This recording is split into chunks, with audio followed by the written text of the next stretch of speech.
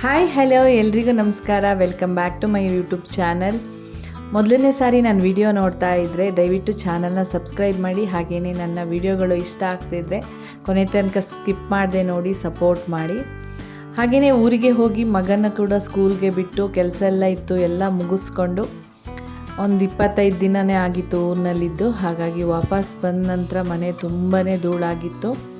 Main road ಸೈಡ್ನಲ್ಲೇ ಇರೋದ್ರಿಂದ, ಅದರಲ್ಲೂ ಹುಬ್ಳಿ ನಮ್ಮದೆಲ್ಲ ಚೆನ್ನಾಗಿದ್ರು, ಧೂಳು ಮಾತ್ರ ಸಿಕ್ಕಾಪಟ್ಟೆ. ಹಾಗಾಗಿ ಫುಲ್ಲು ಧೂಳಾಗಿತ್ತು. ಹಾಗೆ ನನ್ನ ಜೊತೆ ನನ್ನ ತಂಗಿಯರನ್ನು ಕರ್ಕೊಂಬಂದಿದ್ದೆ, ನಮ್ಮ ಚಿಕ್ಕಪ್ಪನ ಮಕ್ಕಳು ನಮ್ಮ ಜೊತೆ ಬಂದಿದ್ದರು. ಹಾಗಾಗಿ ನಾನು ಬಂದ ತಕ್ಷಣ ಕ್ಲೀನಿಂಗ್ ಎಲ್ಲ ಮಾಡಿಕೊಂಡೆ ಒಮ್ಮೆ ನೀಟಾಗಿ.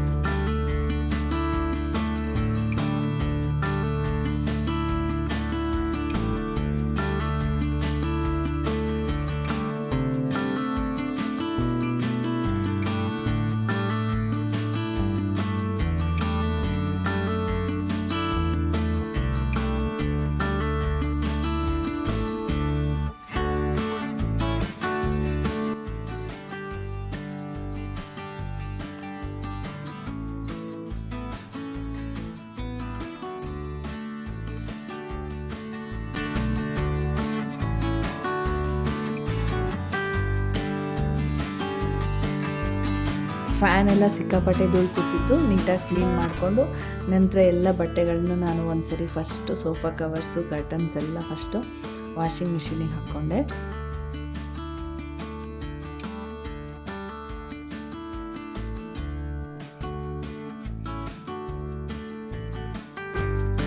ರಜೆಗೆ ಊರಿಗೆ ಹೋಗೋದು ಖುಷಿ. ಊರಿಂದ ಬಂದ ನಂತರ ಮನೇನ ಕ್ಲೀನ್ ಮಾಡೋದು ದೊಡ್ಡ ಟಾಸ್ಕು. ತುಂಬಾ ಗಲೀಜಾಗಿರ್ಬಿಟ್ಟಿರುತ್ತೆ. ಹಾಗಾಗಿ ನಂದು ಒಂದಿನ ಫುಲ್ ಮನೆ ಕ್ಲೀನಿಂಗೇ ಆಯಿತು. ಆದರೂ ಫುಲ್ ನಾನು ಕ್ಲೀನ್ ಮಾಡೋಕ್ಕಾಗಿಲ್ಲ, ಇನ್ನು ಸ್ವಲ್ಪನೇ ಮಾಡಿಕೊಂಡೆ, ಒಂದೇ ಸರಿ ಆಗಲ್ಲ ಅಂತ.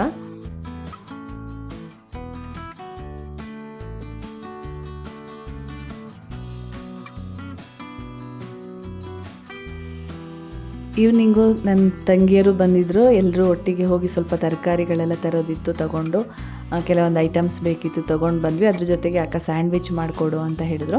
ಹಾಗಾಗಿ ಇವತ್ತು ಸಂಜೆ ಸ್ಯಾಂಡ್ವಿಚ್ಚೇ ಮಾಡೋಣ ಅಂತ ಅದಕ್ಕೆ ಏನೇನು ಬೇಕು ಐಟಮ್ಸ್ ಎಲ್ಲ ತೊಗೊಂಡು ಬಂದ್ವಿ.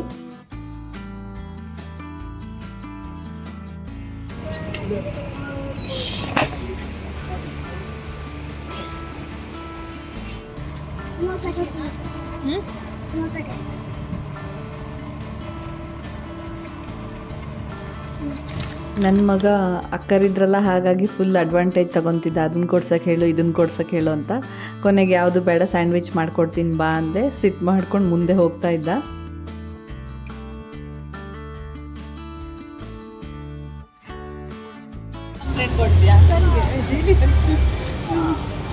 ಎಂತ ಕಳ್ತಿದ್ಯಾ ತಮ್ಮಣ್ಣೆ?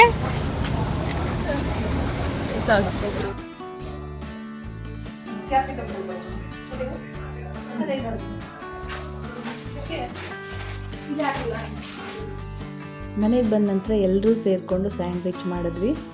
ಅವರಿಗೂ ಹೇಳ್ತಾ ಇದ್ದೆ ನಾನು, ನೋಡ್ಕೊಳ್ಳಿ ಸ್ಯಾಂಡ್ವಿಚ್ ಮಾಡೋದೊಂದು ನಾನು ಹೇಳ್ಕೊಟ್ಟಿದ್ದು ಕಲ್ತ್ಕೊಂಡೋಗಿ ಮನೇಲೂ ಮಾಡಿಕೊಡಿ ಅಂತ. ಅವಳು ಈರುಳ್ಳಿ ಹೆಚ್ಚಕ್ಕೆ ಟ್ರೈ ಮಾಡ್ತಿದ್ಲು ನನ್ನ ಚಿಕ್ಕ ತಂಗಿ. ಕಣ್ಣಲ್ಲೆಲ್ಲ ನೀರು ಬರ್ತಾಯಿತ್ತು. ತುಂಬಾ ದಿನ ಆಗಿತ್ತು ಊರಿಂದ ಯಾರೂ ಬರದೆ. ಹಾಗಾಗಿ ಇವರಿಬ್ಬರು ಬಂದಿದ್ದು ತುಂಬ ಖುಷಿ ಆಯಿತು ಈ ಸರಿ.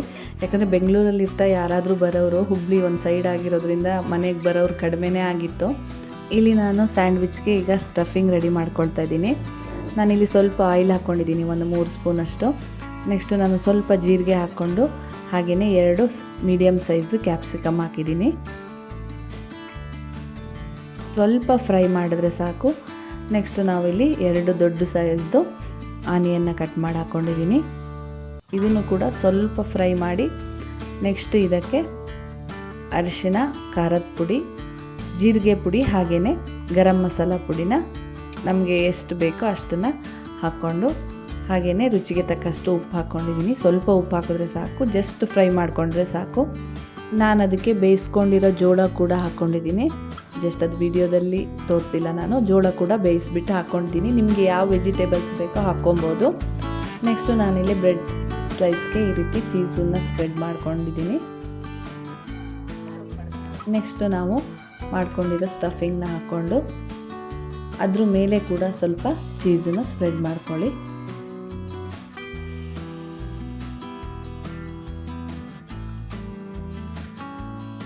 ನೆಕ್ಸ್ಟ್ ಮೇಲ್ಗಡೆ ಕೂಡ ಈ ರೀತಿ ಒಂದು ಬ್ರೆಡ್ ಸ್ಲೈಸ್ನ ಇಟ್ಕೊಂಡು, ನಾನು ಸ್ಯಾಂಡ್ವಿಚ್ ಮೇಕರ್ನಲ್ಲಿ ಮಾಡಲ್ಲ, ಮಾಮೂಲಿ ತವಾದ ಮೇಲೆ ಮಾಡ್ತೀನಿ. ತುಂಬಾ ಚೆನ್ನಾಗಿ ಬರುತ್ತೆ ಟೇಸ್ಟು. ಸ್ವಲ್ಪ ಬಟರ್ನ ಸ್ಪ್ರೆಡ್ ಮಾಡಿಕೊಂಡು ನೀಟಾಗಿ ಎರಡು ಕಡೆ ಫ್ರೈ ಮಾಡ್ಕೋಬೇಕು.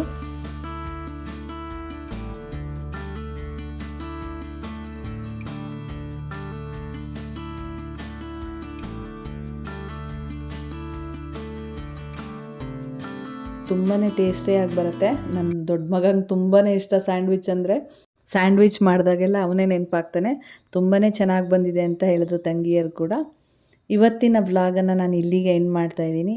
ನನ್ನ ವ್ಲಾಗ್ ನಿಮಗೆ ಇಷ್ಟ ಆಗಿದ್ದರೆ ನನ್ನ ಚಾನಲ್ನ ಸಬ್ಸ್ಕ್ರೈಬ್ ಮಾಡಿ, ಸಪೋರ್ಟ್ ಮಾಡಿ. ಎಲ್ರಿಗೂ ಧನ್ಯವಾದಗಳು ಮತ್ತೊಮ್ಮೆ.